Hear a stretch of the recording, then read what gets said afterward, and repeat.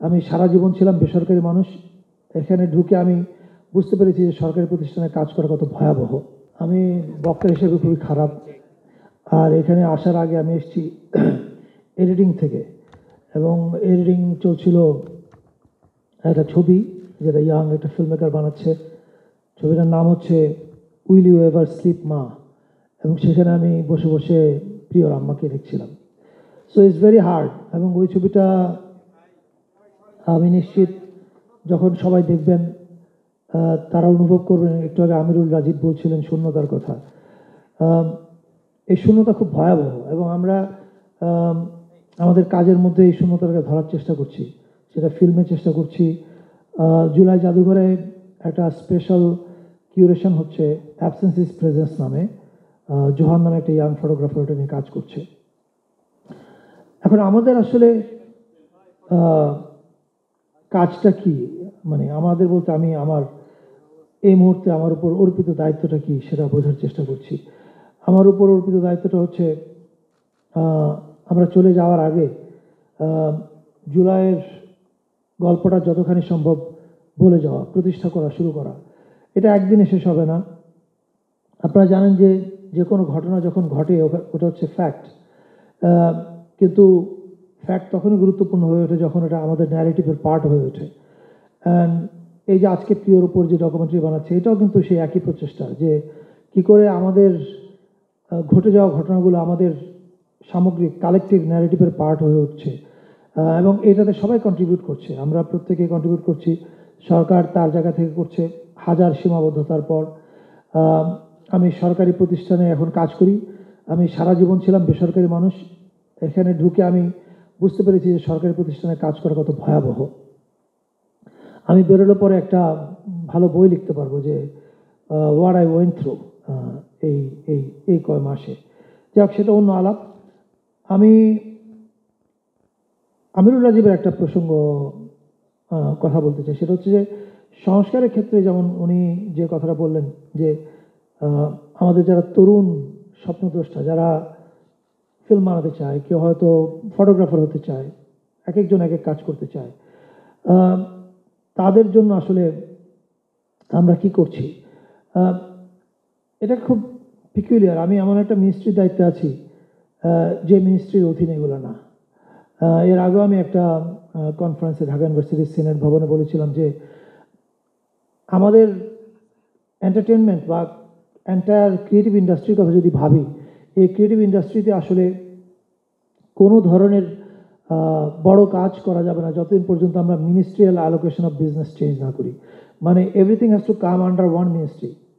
আপনি এটাকে ministry of cultural affairs নামে রাখেন বা অন্য যে কোনো নামে রাখেন, এইটাতে আসার আগ পর্যন্ত এই যে প্রিয়, আমি জানি Priya wanted to become a film maker someday, এবং and when I say this it breaks my heart, because ওর সঙ্গে আমার একবারই কথা হয়েছিল। তখন আমি ওকে বলেছিলাম যে maybe someday will work together. এখন ধরা যাক এই ঘটনা যদি প্রিয়র সঙ্গে না ঘটতো, অর্থাৎ প্রিয় যদি এখনও আমাদের সঙ্গে থাকতো, তাহলেও কি আমরা ওদের জন্য খুব আশার কিছু কথা শোনাতে পারতাম? আমার মনে হয় না। আমরা যে সিস্টেমের মধ্যে আছি, এই সিস্টেমে যারা ইয়াং আর্টিস্ট, তাদের জন্য আসলে খুব বেশি আশার কিছু নাই।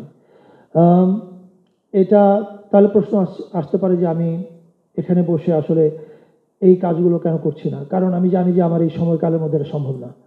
আমরা যেটা করলে আমাদের এন্টায়ার ক্রিয়েটিভ ইন্ডাস্ট্রি বা প্রিয়র মতো আরও যারা স্বপ্নমান আছে তাদের জন্য জীবনটা অনেক সহজ হবে, তাদের কাজের ক্ষেত্রটা অনেক সুন্দর হবে, সেটা করবার জন্য যে ধরনের রিফর্ম দরকার, এটা আপনার অ্যাটলিস্ট 5 বছর লাগবে। এই 9 মাস বা 10 মাস বা 1 বছরের গভর্নমেন্টের পক্ষে এটা সম্ভব না। তবে আমি যে কাজটা করে যাব, এখন তো আমার ইমিডিয়েট আর্জেন্ট যেই কাজ সেগুলো করছি, সেটা হচ্ছে জুলাইয়ের ন্যারেটিভ।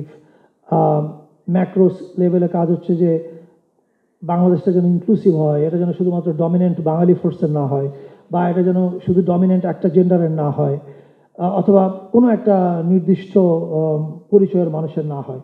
সেই কাজগুলো আমরা করার চেষ্টা করছি। কিন্তু আমি যেদিন স্টেপ ডাউন করব, আমি সেদিন একটা প্রেস কনফারেন্স করে নোট টু সাকসেসর নামে সেই প্রেস কনফারেন্স হবে। সেখানে আমি অ্যাটলিস্ট আমি যা দেখেছি সরকারে ঢুকে এটাকে কি করে আমাদের মেজর রিফর্মগুলো ভবিষ্যতে করা যাবে সেটার ব্লু প্রিন্টটা হয়তো বলে যেতে পারবো, এটুকু কাজ করা যাবে। এছাড়া আমি যা কিছু করছি সেগুলো আমার এখনকার তাৎক্ষণিক প্রয়োজনে যে কাজগুলো করা প্রয়োজন, July narrative, July museum, culture inclusion, এই অল দিস থিংস এগুলো করছি।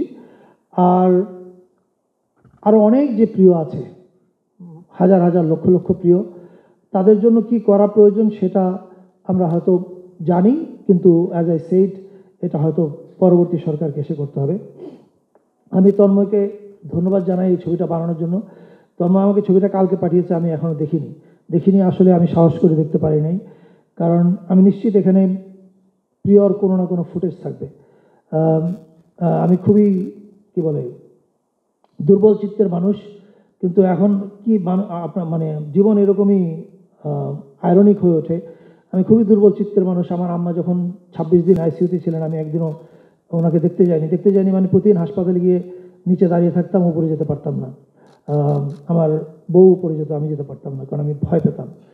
আর আমাকে এখন ঘন্টার পর ঘন্টা এডিটিং রুমে কাটাতে হয় এই সব হারানো মানুষদের কথা দেখতে দেখতে। আমি অফকোর্স আমার ট্রমার মানে ওনাদের ট্রমার কাছে আমার ট্রমার কোনো গুরুত্বই নাই, মানে এতই অল্প আমারটা। কিন্তু আমার এই সামান্য ট্রমা দিয়ে আমি বুঝতে পারি যে প্রিয়র মারা বা প্রিয়র মায়ের মতো আরও যারা আছেন তারা কি ট্রমার ভিতর দিয়ে যাচ্ছেন। এবং সবচেয়ে ভয়াবহ হচ্ছে প্রিয়র মেয়ে, যে হয়তো জানেও না যে ও হয়তো বলে যে পুলিশ এসে বাবাকে মেরে দিয়ে গেছে, ও জানে না যে হোয়াট ডাজ ইট, মানে এটা দিয়ে কী বোঝায় যে মেরে দিয়ে যাওয়া মানে কি, মানে বাবা এখন কোথায় আছে। This is so heart breaking. এবং এই ঘটনা অনেক পরিবারের সঙ্গে ঘটেছে এই জুলাইতে। ফলে আমাদের সম্মিলিত দায় হচ্ছে এই ন্যারেটিভটা, আমাদের এই গল্পগুলোকে আমাদের সময়ের সবচেয়ে গুরুত্বপূর্ণ কাজে পরিণত করা। কারণ আবারও বলছি, আমরা যদি আমাদের গল্পগুলো বলে না যাই, ফ্যাক্ট হারিয়ে যায়, 2 দিন পরে এই ফ্যাক্ট আর থাকবে না যদি এটা আমাদের কালেকটিভ ন্যারেটিভের পার্ট না হয়। এবং সেই কালেকটিভ ন্যারেটিভের পার্ট হয়ে ওঠার জন্য একটা কাজ তন্ময় করেছে, আমি তন্ময়কে অনেক ধন্যবাদ জানাই। আর সবাইকে ধন্যবাদ জানাই এখানে আসার জন্য। Thank you.